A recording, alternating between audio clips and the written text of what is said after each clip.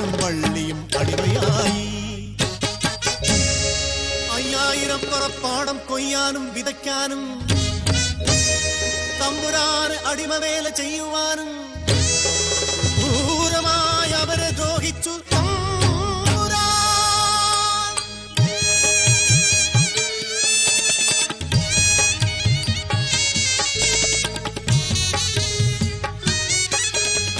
അവരുടെ കണ്ണീരു വീണു നനഞ്ഞ മണ്ണ്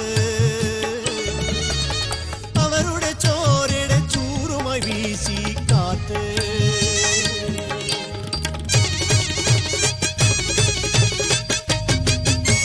ഉള്ളിലെ നോവ് പകയായി മാറി ചാമനും കൂട്ടരും ഒത്തുചേർന്നു. അടിമത്തം മറന്നവൾ നീതിക്കായി ജന്മിമാർക്കെതിരെ പടയൊരുക്കി. ജ്വാലതൻ ചൂടേറ്റു കൊള്ളി ആ നാടു വാഴുന്ന ജന്മിമാർക്ക് താലുകെട്ടിൽ അകത്തളത്തിൽ നാട്ടുപ്രമാണി മറത്തുചേർന്നു. ചാമനെ കൊല്ലുവാൻ കെണിയൊരുക്കി.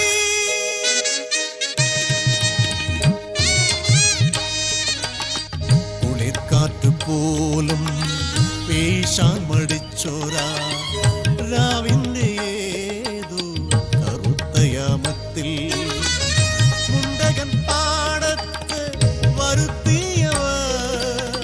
ചതിയാലെ ചാമനെ വരുത്തിയെന്ന്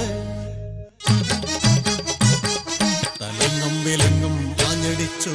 അമ്രാന്റെ കിങ്കരർ വലിച്ചിഴച്ചു.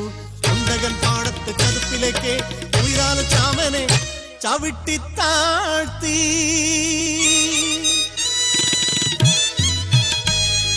മരിച്ചിട്ടും മരിക്കാത്ത വീര്യമായി ഒരു മുഷ്ടി ചതുപ്പിൽ നിന്നു